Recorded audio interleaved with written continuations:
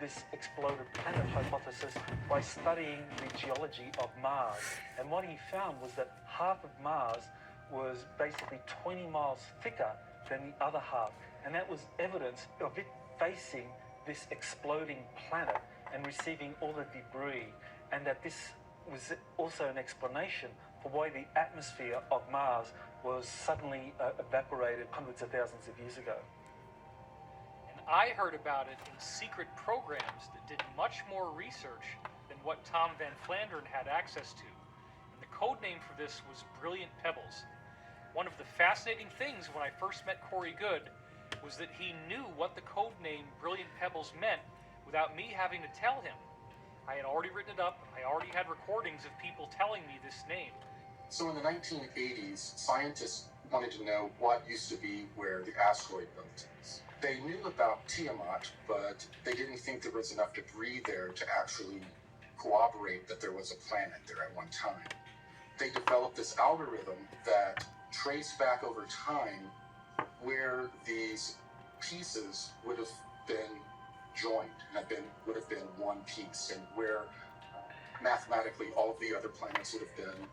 And they were able to extrapolate that, yes, there was a planet that was in that location, but most of it had been blown further out of the orbit. Interestingly enough, though, there was a Project Brilliant Pebbles in 1987 by the beginnings of the secret space program, SDI, enacted by President Reagan, that had to do more with a missile shield. And often they would reuse, within a certain set of programs, they will reuse a program name so that they have plausible deniability of higher, more secretive programs. They would layer them within the same name. And that way, if someone would mention Brilliant Pebbles, one of the scientists would be able to say, oh, no, that just had to do with a missile shield. It had nothing to do with anything extraterrestrial. There's a CIA document that actually has the transcript of a remote viewing session where the remote viewer was asked to look at what happened to Mars just before a cataclysm that occurred up to 1 million years ago. And Joseph McMoneagle was the remote viewer who looked at Mars at the time of it undergoing some kind of planetary catastrophe, probably associated with the exploding superplanet. What he saw was that these surviving Martians getting on these spacecraft, on these planetary arcs, and evacuating to another planet which had a very equatorial region with volcanoes and so forth. This is where the Martians evacuated to. So after the great destruction of Tiamat and Maldak was damaged beyond repairing itself, these pre-Adamites took the moon as a giant ship, a giant conveyance. It was also in the vicinity of Tiamat. They hijacked the moon and flew it to the Earth. And they tidal locked it with the Earth to keep it in place.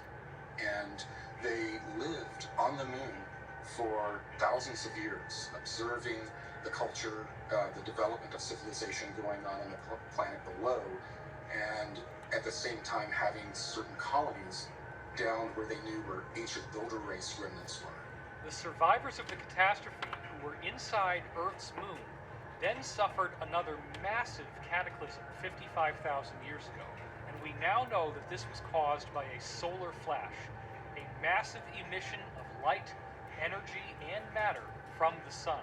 Part of the problem when you have these solar flashes is that in addition to an enormous heating of the atmospheres and even the surfaces of planets, which could be up to 1,000 degrees Celsius, we're literally talking about a heat that can melt stone.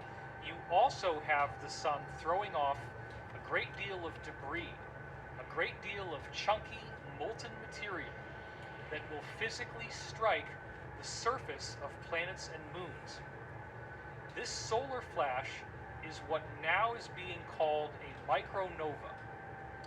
A supernova is where a star completely explodes and nothing is left except for a red dwarf or a brown dwarf.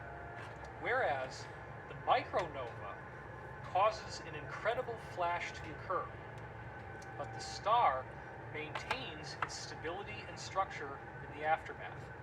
The latest NASA research that's only come out in the last year proves that there are multiple documented examples of micronovas everywhere we look. This is not uncommon. Stars do this naturally, and it is a very normal aspect of a given solar system. So after these pre-Adamite groups from Tiamat and Maldek had moved to the moon, they were there for thousands of years. And as we know now, the solar system goes through a cycle of destruction. We had another solar event that wreaked havoc on the moon. It would appear, based on historical records, that the people living inside the moon did not know that this solar flash was going to happen. It was being kept secret from them by their own governmental elite. I once had an insider who we call Bruce, who described that his faction of the military-industrial complex was only able to go inside these inner passageways in the moon a total of 6 times on covert missions that they sent people in through. And they found a vast amount of control systems, where you walk into a room, the lights come on, you have these big giant screens that are very wide with displays on them, there are control surfaces in front of them, and it was gorgeous. And this goes on for miles and miles and miles, countlessly.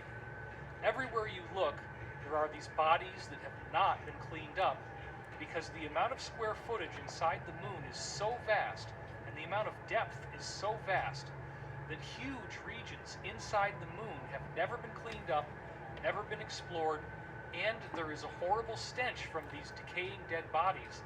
And the remnants that survived that new catastrophe of pre-Adamites loaded up into their last 3 motherships from their home planets, and they flew those down to Earth. They were damaged, and it was more of a crash landing. Later on, when our secret space program located the remnants of these ships under the ice in Antarctica, they named them the Nina, the Pinta, and the Santa Maria. So when these 3 motherships crash landed, the pre-Adamites that inhabited them began to cannibalize the technology and materials to build out a great civilization. And this civilization would later be known as Atlantis. Another important historical reference to existence of advanced civilizations is Plato's description of Atlantis. He described an island continent with incredibly advanced technologies, with a wonderful canal system and concentric rings, that this was something that was built in a series of islands, and it was the center of a vast empire that existed beyond the Pillars of Hercules. And many people speculate as to where Atlantis is, but I believe Atlantis is probably the western portion of Antarctica, especially around the Palmer Peninsula. But this was, prior to 9700 BC, actually ice-free. They landed in Antarctica, where there is apparently a pyramid that, if you could see it without the ice covering it, is much larger than the Great Pyramid of Giza. That pyramid was a landmark for the surface feature of something that is predominantly underground. There are enormous ancient builder race ruins underneath the surface in Antarctica. The progenitors crash landed in Antarctica, but at the time, the Earth was on a different axial tilt, and Antarctica was not covered by ice. In the 15th century, the Perry-Reese map was produced, and what it shows is the coastline of North and South America, Africa, as well as what appears to be Antarctica, the Palmer Peninsula, as well as part of New Schwabenland. Now, this was well before Antarctica was discovered. When we explore the idea of Antarctica being ice-free, we have to look at the evidence of pole ships. And the person who's most associated with theories of pole shifts is Charles Hapgood, who wrote a book called The Earth's Shifting Crust. And his book was supported by Albert Einstein, who wrote the foreword to it, and basically believed that Hapgood was correct in terms of his theory, how the pole shifts approximately 40 degrees from one age to another age. This pre-Adamite group, while their civilization was thriving on Tiamat and Maldek, they became very, very proficient geneticists. And they brought that with them to the Earth. And when they got to the Earth, they found inhabitants that were humanoid beings. They then started to play around with the genetics of these early humans and developed them into a number of different species, including hybrids with animals that they used as a slave force. So the people who crash landed in what we now call Antarctica began to introduce their DNA into the genetic material of humans from Earth. And those people who were cloned out did have the elongated skull physiology. Apparently there were two royal lineages that go all the way back to the source planets themselves, and they have slightly different features.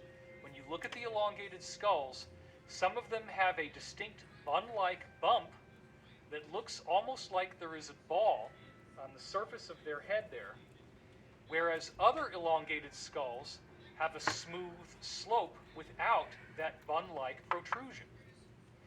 This apparently refers to the two major types of extraterrestrial lineages from this exploded planet. So the pre-Adamites thrived for thousands of years and became the Atlanteans. 11,800 years ago, our sun had another micronova, and this was one of the more severe micronovas. And as the ejecta from the micronova left the sun, it impacted the moon and also Earth. According to the maps Charles Hey, Hapgood babe. supplied and ice core samples, two British researchers, Rand Flanagan and his wife Rose Flanagan, wrote a book called Atlantis Under the Ice. What that book shows is that West Antarctica, the Palmer Peninsula in particular, was actually 40 degrees north of its present location in the temperate zone. And that approximately 9700 BC, this is when this coincides with what Plato described as the time Atlantis collapsed into the ocean, that this is when the pole shift occurred. And so that coincided with that region of Antarctica moving down towards the South Pole and it being frozen over, and everything that was in that continent was flooded and flash frozen. And so, according to the maps and the ice core samples, what we can see about Antarctica is that indeed West Antarctica has been ice-free for significant periods because the ice core samples only go back several thousand years at most. Whereas when we look at the ice core samples from East Antarctica, these are millions of years old. When the Earth shifted on its axis, it caused Antarctica to move from a lush tropical zone to a colder region. And it did so quickly that it flash froze the waves that were leaping over the continent. Several years ago, the CIA declassified a document that was authored by a geologist by the name of Chan Thomas. That document is called the Adam and Eve Story, and it describes a cataclysmic series of events associated with a pole shift of up to 90 degrees, where the Antarctic and the Arctic, those both flip approximately 90 degrees so that they are now at the equatorial zones of the planet. With a rumble so low as to be inaudible, growing and fuming into a thunderous roar, the earthquake starts. Only it's not like any earthquake in recorded history. In California, the mountains shake like ferns in a breeze. The mighty Pacific rears back and piles up into a mountain of water 2 miles high and starts its race eastward. With a force of 1,000 armies, the wind attacks. Within 3 hours, the fantastic wall of water moves across the continent, burying the wind-ravaged land under 2 miles of seething water coast to coast. Central America suffers the same cannonade. South America finds the Andes not high enough to stop the cataclysmic violence pounded out by water in her berserk rage. In less than a day, Ecuador, Peru, Western Brazil are shaken madly by the devastating earthquake. Burned by Mother Earth fire, buried under cubic miles of torrential Pacific seas, and then turned into a frozen hell. Everything freezes. Man, beast, plant, and mud are all rock hard yeah. in less than 4 hours. It Europe cannot is escape the gonna onslaught. be Western Africa and the sands of the Sahara vanish in inside is nature's wrath. The area blue bounded by the Congo, plastic South bin. Africa, and Kenya suffers only severe I don't earthquakes know where and it wind. is. Survivors there marvel at the sun standing There's a blue still in the plastic bin sky that's for got a bunch nearly of half clothes a and stuff in day. it. As the Arctic basin leaves its polar home, Or you can just eastern listen. Siberia, Manchuria, China, and Burma are I subjected have a to whole the bunch same of mechanical annihilation pencils, as they're South just, I America. don't know exactly where they are. Earth fire, inundation, and Yeah. freezing. The Bay of Bengal Basin, just east of Okay. India, is now at the North Pole. The Pacific Ocean, just west of Peru, is at the South Pole. Australia is the new unexplored continent in the world's temperate zone, with only a few handfuls of survivors populating its vastness. The cataclysm has done its work well and drives the pitiful few who survive into a new Stone Age. Once more, the Earth has shifted its shelf, with the poles moving almost to the equator in a fraction of a day. Again, the atmosphere and oceans, refusing to change direction with the Earth's shell, have wiped out almost all life. After this tumble, we'll join Noah, Adam and Eve, Atlantis, Mu, and Olympus. When we look at ice core samples, it doesn't support a pole shift occurring to that extent, not 90 degrees, but certainly 40 degrees or less, that's what the ice core samples support. These cataclysms would result in large loss of life throughout the planet, and that there would be portions of the planet, however, that would escape the worst of these winds and of these tsunamis, and those would be the survivors that would build civilization again from the ashes of that great catastrophe. Thanks to the insider testimony of Corey Good, we have now discovered that the people with the elongated skulls are survivors of a catastrophe that took place in our solar system. And what I find uniquely fascinating is that once they crash landed on Earth 55,000 years ago, they quickly made a treaty with each other. Even though they were at war, they decided to coexist on the Earth. One lineage said, "We will take what we would now call Africa and Europe." The other lineage said, "We will take South America, North America, and the eastern half of Asia." Now, what I find particularly intriguing is that when you look at the pyramid architecture that occurred in the aftermath of this treaty, there are slight variations. Each of these original lineages had unique styles to their pyramids. Let's talk about the pyramids that you see in Egypt and throughout Africa, and how those pyramids have smooth walls going up that are very distinctly not terraced. Then, when we go to Mesoamerica, we notice that there are distinct differences in the architectural style, where now you have step pyramids, which almost consistently show different courses. Officially, they've been programming us that pyramids are built in Egypt and Central America. And that's wrong, because the pyramids have been built on all 6 continents. Probably at this moment in time, there is no living soul who have visited and investigated more pyramids than myself. In China, 250 pyramids near the city of Xi'an. We have pyramids in Indonesia. Our friend Dr. Danny Hillman discovered pyramid in western part of the island of Java. It is known under the name Gunung Padang, the Hill of Light. Cambodia, Southeastern Asia, the Koh Ker in the northeastern part of the country, a beautiful pyramid. Australia, 2 hours drive from Brisbane to the north, Gympie Pyramid.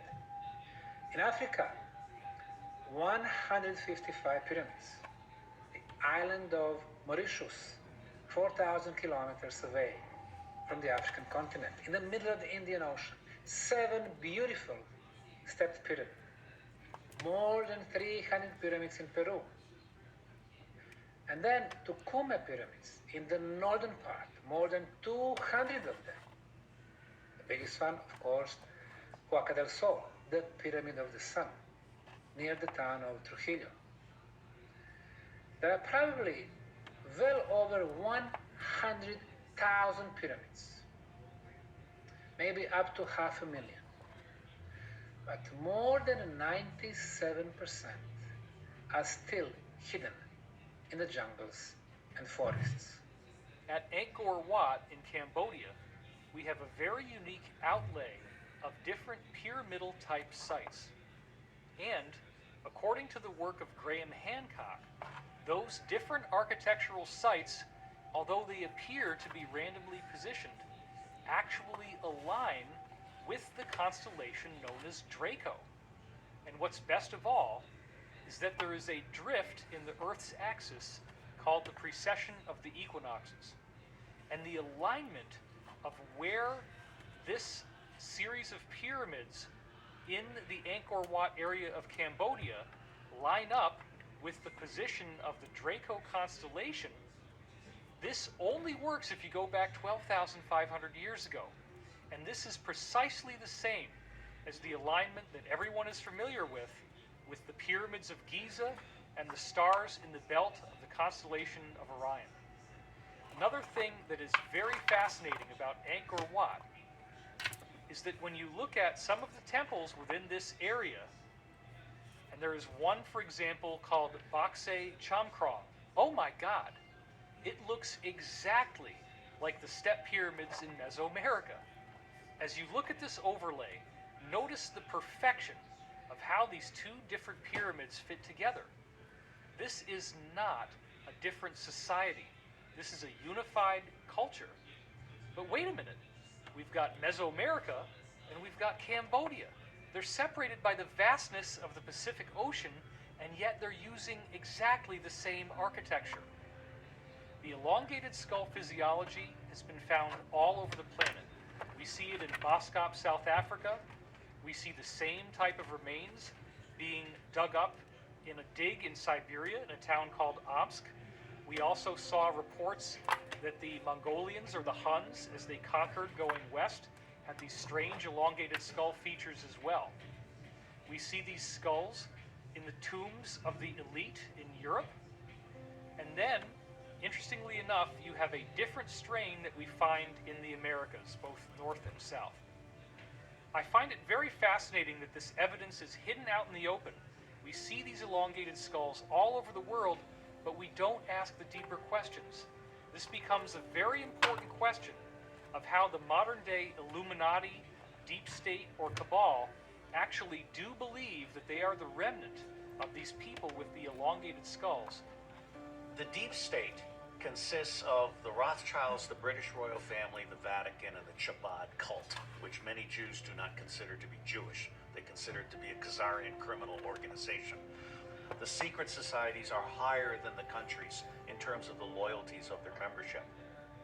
Whether it began with with stellar civilizations, I've met someone who purports to be from a stellar civilization, and I've been informed they don't like the term extraterrestrial.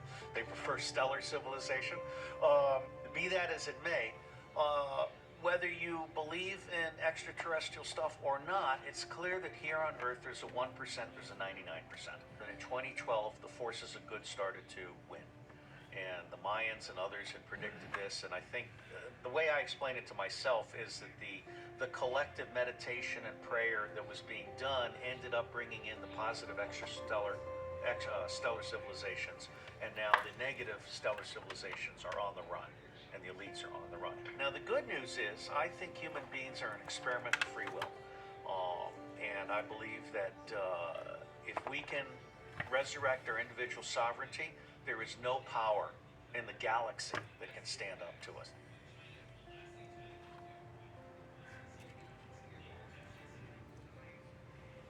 As I got older, there was another series of high strangeness events that took place. I was often having high fevers as I grew up. And these fevers were correlated with two distinct phenomena that would always happen. The first thing is that I would have a very strong sense of pressure in my ears, and I would start yelling to try to get over the sound. The other thing that would happen is I would get geometry in these hallucinations during the fevers. I would feel as if the world around me had been turned into geometry. I would see strange geometric patterns like mandalas superimposed over everything. This was not at all enjoyable. It was very unpleasant. I would be screaming, and my mother would have to calm me down. As I got older, I discovered that those fevers were most likely an extraterrestrial phenomena in nature, that there was something going on. The way these extraterrestrials on the benevolent side change our DNA is through a virus. Now remember, what does a virus do? It defeats the cell wall and injects its own DNA into your cell. You can take a cell that defines who you are with its DNA and inject new code into it with a virus. I remember having dreams where I was seeing benevolent, ordinary, human-looking people like the old man in robes coming into my space, landing in this roughly bus-shaped craft in my yard, bringing me on board, and actually giving me these injections of these viruses so that my DNA could be modified and upgraded. I would wake up in the middle of the night. I would be on some sort of program that I didn't consciously have any objection to, where I felt like it was time to go to school. I would walk out the side door like it was time to go to school, but I would notice that everything was black, and I'd say, what the heck is going on? I'd turn around and go back into the house. Now, this appears again to be in the high strangeness category, but it seems that at that moment where I'm